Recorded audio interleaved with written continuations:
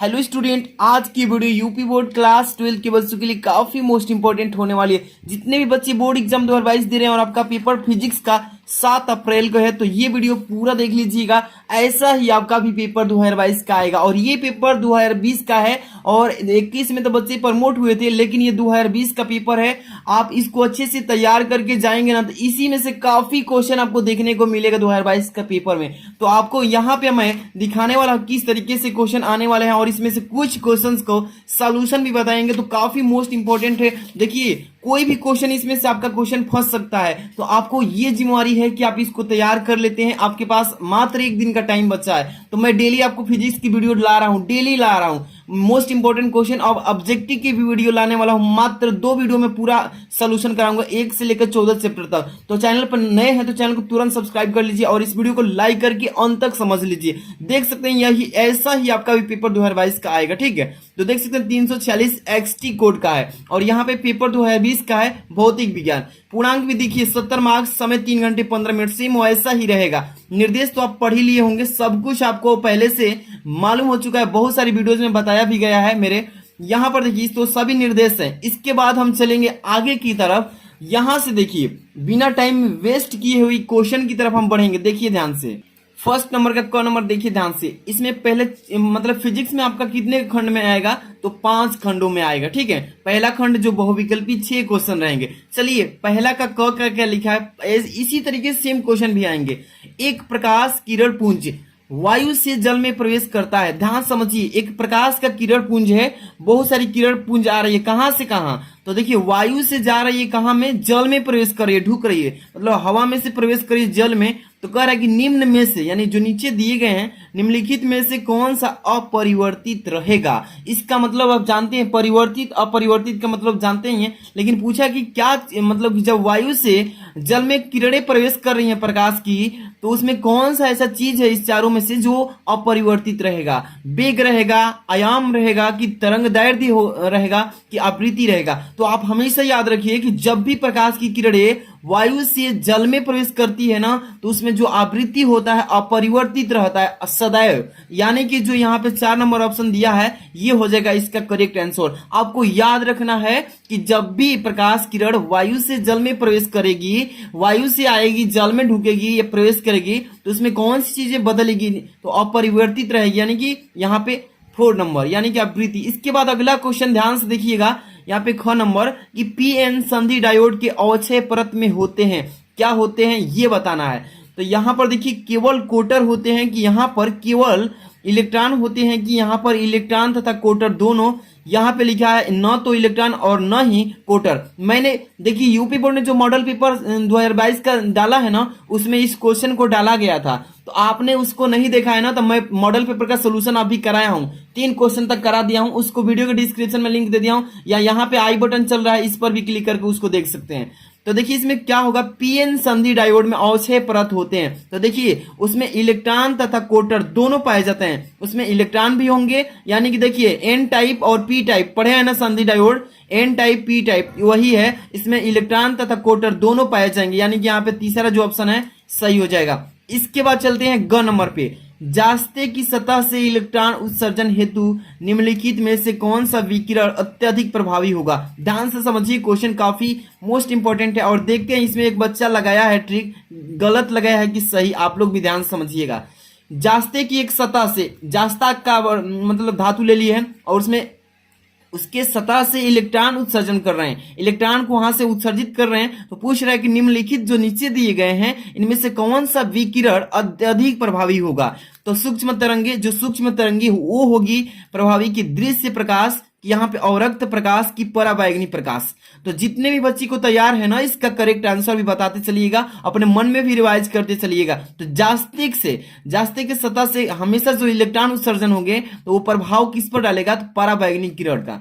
यहाँ पे जो 4 नंबर लगाया ऑप्शन दिया है पराबैंगनी, ये हो जाएगा इसका करेक्ट आंसर। और ये बच्चा ने तीसरा लगाया, इसका गलती है, 2020 में जो पेपर दिया है उसका गलती लगाया है, तो पराबैंगनी होगा, याद रखिएगा। इसके बाद ये देखिए पीएन टाइप यानी पीएनपी या इसी को एनपीएन ट्रांजिस्टर के आधार से धारा प्रवाह होता है। कैसे होता है, किस बेस पर, पूछा है कि पीएनपी या एनपीएन ट्रांजिस्टर के आधार से धारा प्रवाहित होता है। इलेक्ट्रॉन द्वारा, यहाँ पे लिखा है विसरण द्वारा, यहाँ पे लिखा है होल्स कोटरों द्वारा, यहाँ पर लिखा है कि बहुसंख्यक वाहकों द्वारा। तो जिस भी बच्चे को इसका कंफर्म आंसर मालूम है ना, कमेंट बॉक्स में छाप दीजिए अपना आंसर कि पीएनपी, अगर पीएनपी हो या एनपीएन ट्रांजिस्टर के आधार से अगर धारा को उसमें फॉलो किया जाए यानी प्रवाहित किया जाए तो इसमें क्या होगा। तो उसमें देखिए बहुसंख्यक वाहकों द्वारा होता है। किसके संख्यक? तो बहुसंख्यक वाहकों के द्वारा, यानी 4 नंबर ऑप्शन इसमें भी क्या होगा? सही। और ये बच्चा तीसरा लगाया, 2 क्वेश्चन तो उसने गलती कर ही दिया है अब बहुविकल्पी में। तो बहुविकल्पी भी काफी मोस्ट इंपोर्टेंट होता है। आप हल्के में लेकर के जा रहे हैं कि बहुविकल्पी, चलिए वहां पर बता भी देंगे, अगर हल्का में ले रहे हैं तो ऐसी गलती नहीं करना। 6 नंबर का बहुविकल्पी आता है, 7 प्रकार के एक जिले में कोड का पेपर आता है, तो 7 छक्के 42, यानी कि 42 क्वेश्चन आपको आएंगे एक ही जिला में। तो आप समझ लीजिए कितना इंपॉर्टेंट है बहुविकल्पी, ठीक है ना। आप देखिए इसके बाद अंग नंबर, निर्वात में किसी प्रकाश की तरंग दैर्ध्य, यहाँ पे एक न्यूमेरिकल टाइप क्वेश्चन दिया है, इसको सॉल्व भी करना पड़ेगा। देखिए निर्वात में किसी प्रकाश की तरंग दैर्ध्य 6400 एंगस्ट्रॉम है, जल में इसकी तरंग दैर्ध्य क्या होगी। देखिए यहाँ पे पूछा है कि निर्वात में, निर्वात मतलब जहां पे हवा और पानी न हो वहां पर इसका प्रकाश की तरंग दैर्ध्य यानी कि लेमडा 1 का मान 6400 एंगस्ट्रॉम दिया है, और जल में पूछा है तो यहाँ पे लेमडा 2 मान लीजिए, और जबकि यहाँ पे जल का अपवर्तनांक n का मान दे रखा है 4/3। तो चलिए इसको सोल्यूशन करने के लिए यहाँ पे रफ पेन की थोड़ा जरूरत पड़ेगी।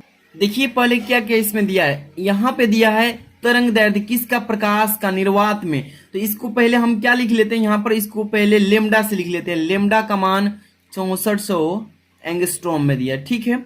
यहाँ पे जल में इसकी तरंग दैर्ध्य पूछा है तो इसको लेमडा डैश लिख लेते हैं, लेमडा डैश।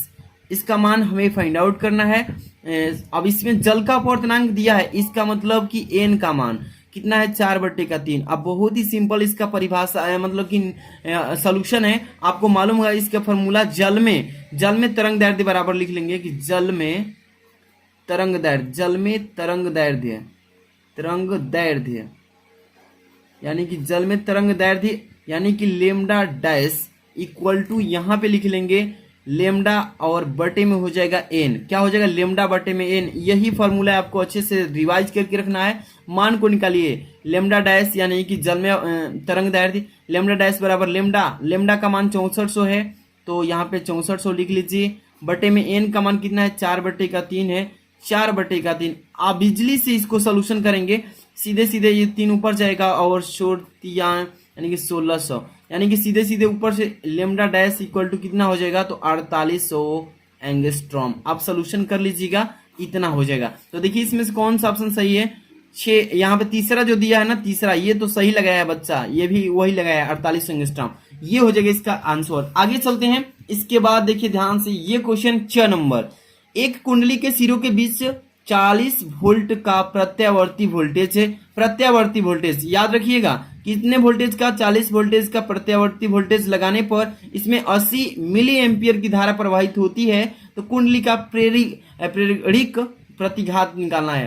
तो यहाँ पर देखिए इसको कैसे निकालेंगे। सबसे पहले कॉपी एंड पेन की जरूरत पड़ेगी ना, ध्यान से देखिएगा।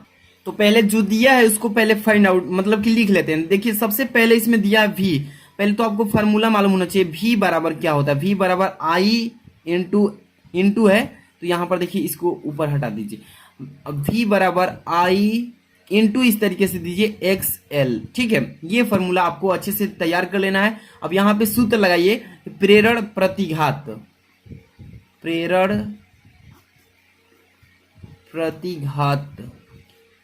प्रतिघात यानी कि यहाँ पर डायरेक्टली हम यहाँ पर सूत्र लगा लेंगे इक्वल टू XL। यही है प्रेरण प्रतिघात को, इसी को XL से डिनोट करते हैं। यहाँ पर XL भी लिख सकते हैं। XL इक्वल टू हो जाएगा V/I। यहाँ से फॉर्मूला बन जाएगा ना, ये I है आपका, तो XL बराबर V/I। अब यहाँ पे मान को पुट कीजिए XL बराबर कितना हो जाएगा? V का मान कितना है? तो यहाँ पे 40 दिया है, देखिए 40 वोल्ट दिया है, तो 40 लिख लेंगे। I का मान कितना है? तो 80 मिली एम्पियर। मिली एम्पियर को यहाँ पे एम्पियर में चेंज कर लेंगे। तो मिली एम्पियर को एम्पियर में चेंज करने के लिए सबसे पहले 80 लिखिए, 80 गुणे एम्पियर में चेंज कर लिए 10⁻³ से गुणा कर देंगे, 10⁻³ मिली एम्पियर से एम्पियर में चेंज हो गया। अब सिंपली 1 0 से 1 0 काट लीजिए, चाहे ये 1/2 मतलब 40 दूनी का 80 हो जाएगा, और ये ऊपर चला जाएगा 1/2 गुणे 10 के पावर ऊपर जाएगा, तो ये हो जाएगा 3 प्लस में हो गया, ठीक है। तो ये 1000 लिख सकते हैं बटा में 2, यानी कि सीधे सीधे कितना आ जाएगा 500 ओम आ जाएगा, ठीक है। यही हो जाएगा इसका आंसर। कौन सा ऑप्शन दे रहा है, यानी पहला ही ऑप्शन दे रहा है 500 ओम, ठीक है। ये हो जाएगा इसका आंसर। ऐसे ही करना है। इसके बाद खंड ब है, देख लीजिए किस तरीके से क्वेश्चन इसमें ब में पूछा गया, ध्यान से देखना है इसको। इसमें भी 5 मतलब कि देखिए कितने 5 क्वेश्चन नहीं 6 क्वेश्चन भी आएंगे, दूसरा में भी एक एक नंबर के। चलिए फटाफट से इसको करते हैं। पहला का दूसरा का क लिखा है कि निम्नलिखित में से कौन से पदार्थ चुंबकीय है, मतलब प्रतिचुंबकीय है। प्रतिचुंबकीय, तो प्रतिचुंबकीय इसमें से छांटना है कि पारा है कि कोबाल्ट है कि एल्यूमिनियम है कि, और यहाँ पे बिस्मथ दिया है। तो आपको यहाँ पे देखते ही मालूम चल जाएगा। जो बच्चे प्रतिचुंबकीय की परिभाषा याद किए होंगे, एग्जाम्पल भी पढ़ाया गया होगा, तो देखिए यहाँ पे पदार्थ जो दिए गए हैं ना, इसमें से एक पारा हो जाएगा, यानी कि एक पारा ही छट गया, इसमें से प्रतिचुंबकीय में आ जाएगा। कोबाल्ट ये तो है ही नहीं, एल्यूमिनियम ये भी नहीं है, और बिस्मथ ये हो जाएगा इसका। इसमें से 2 हो जाएंगे, एक हो जाएगा आपका पारा, एक हो जाएगा बिस्मथ। ये दोनों प्रतिचुंबकीय पदार्थ हैं, इसलिए इसमें से दोनों को अपने आंसर शीट में लिख देंगे। प्रश्नोत्तर संख्या डाल करके दूसरा का क और इसमें से छांट करके दोनों को कमा लगा करके लिख देंगे। समझ में आ रहा है ना, इसी तरीके से करना है। इसके बाद देखिए दूसरा के ख क्या लिखा है इसमें कि 12.8 एम इलेक्ट्रॉन वोल्ट ऊर्जा वाले न्यूट्रॉन के दे ब्रोगली तरंग दैर्ध्य की गणना करना है। देखिए न्यूमेरिकल दिया है, बहुत ही सिंपल क्वेश्चन, जो भी बच्चे इसको देखते ही उड़ा देंगे। कैसे करना है, इसमें सबसे पहले 12.8 एम इलेक्ट्रॉन वोल्ट दिया है ना, तो सबसे पहले आपको फॉर्मूला याद होना चाहिए, यानी कि दे ब्रोगली तरंग दैर्ध्य वाला। यहाँ पर लिख लेते हैं तरंग दैर्ध्य, तरंग दैर्ध्य यानी कि लेमडा बराबर सूत्र आप भी जानते होंगे, पढ़े होंगे, लेमडा बराबर HC अपान क्या होता है E। ये वाला फॉर्मूला जो भी बच्चे जानते हैं इसी पर उड़ा देंगे इसको। चलिए सबसे पहले यहाँ पे पूछा है ना कि तरंग दैर्ध्य का मान निकालना है, तो लेमडा का मान निकालना है, H का मान नियतांक प्लैंक नियतांक, C निर्वात की चाल, यहाँ पे E का मान दिया है। चलिए मान को पुट अप करते हैं फटाफट से। लेमडा इक्वल हो जाएगा H का प्लैंक नियतांक कितना होता है 6.6, यहाँ पे गुणे 10 की पावर माइनस 34 लिख लेंगे, इनटू निर्वातन प्रकाश की चाल 3 गुणे 10 की पावर माइनस का 8 होता है, सॉरी प्लस का 8 होता है, और यहाँ पे बटा लगा लीजिए। यहाँ पे क्या है E, तो E का मान कितना दिया है इसमें 12.8। इसको एम इलेक्ट्रॉन वोल्ट से चेंज करना पड़ेगा ना इलेक्ट्रॉन वोल्ट में।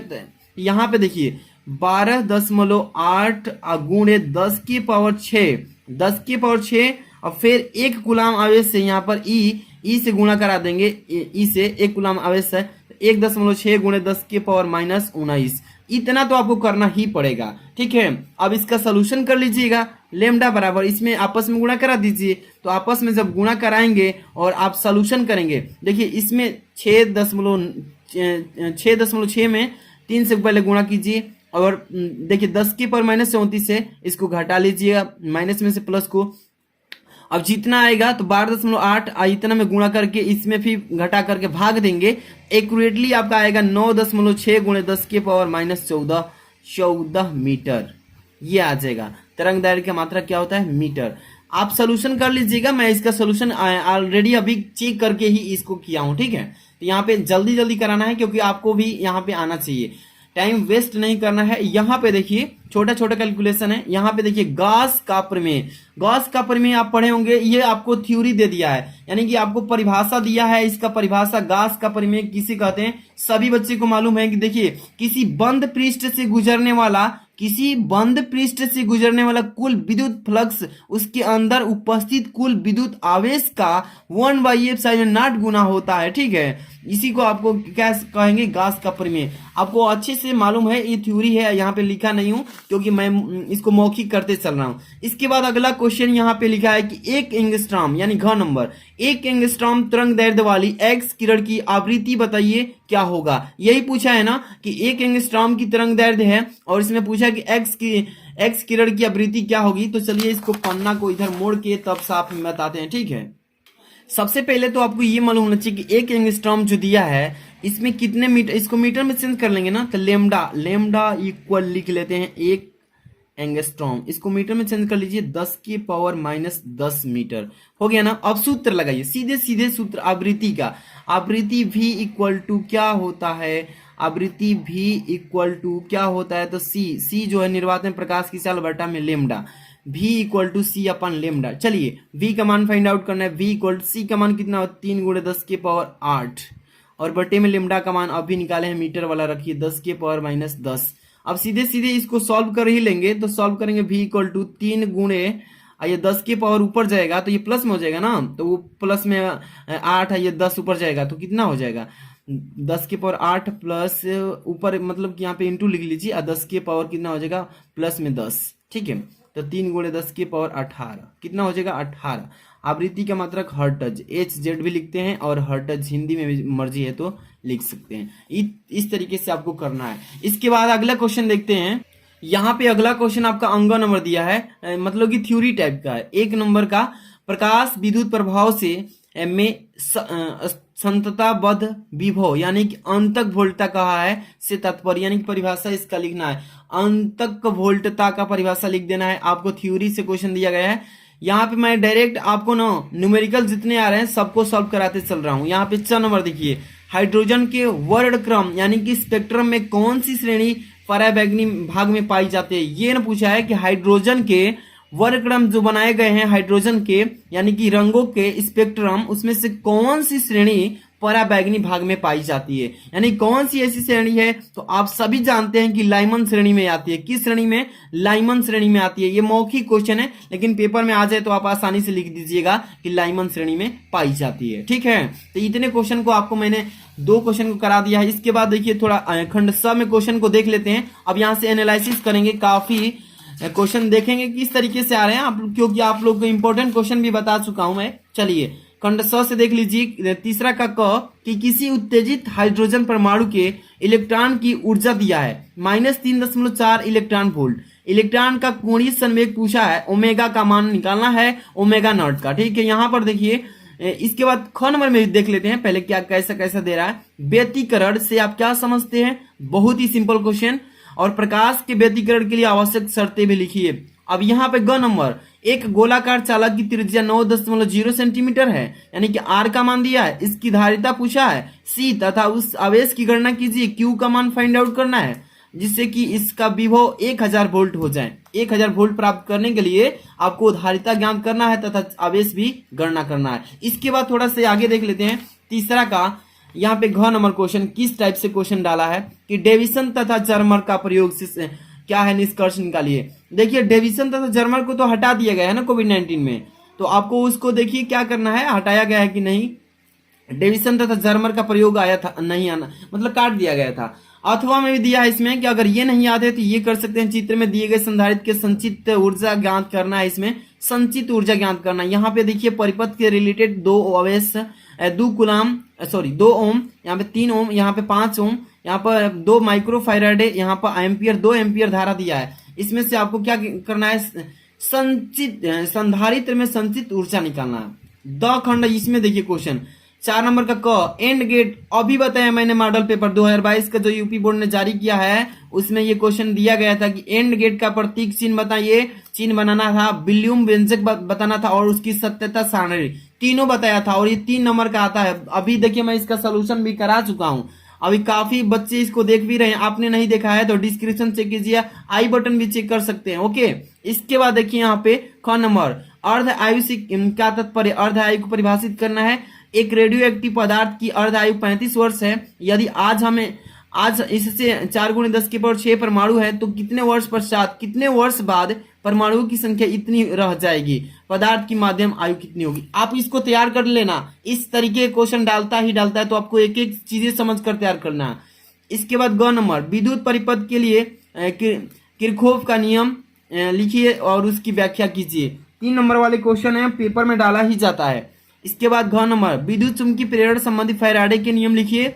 एक परिनालिका के स्वयं प्रेरण गुणांक का सूत्र भी लिखिए। यही था क्वेश्चन। इसके बाद देखिए, एक समान चुंबकीय क्षेत्र में लंबवत प्रवेश करने वाले अल्फा तथा प्रोटॉन के वेगों का अनुपात 1:3 है। क्षेत्र में प्रवेश करने के बाद वे भिन्न वृत्ताकार पथों पर गति करते हैं, उसके वृत्ताकार पथों की त्रिज्याओं का अनुपात बताना था। इस तरीके से क्वेश्चन डाला गया है। आप कहेंगे कि सर इसका सोल्यूशन भी करा दीजिए, तो देखिए ये वीडियो जो है लॉन्ग हो जाएगी, इसलिए मैं आपको क्वेश्चन का एनालिसिस करा रहा हूँ कि जो भी आपके पास जो याद है ना, आप इसमें टाइम इन्वेस्ट नहीं करना है। जो नहीं याद है यहाँ से क्वेश्चन देख करके टिक करके तैयार कीजिए।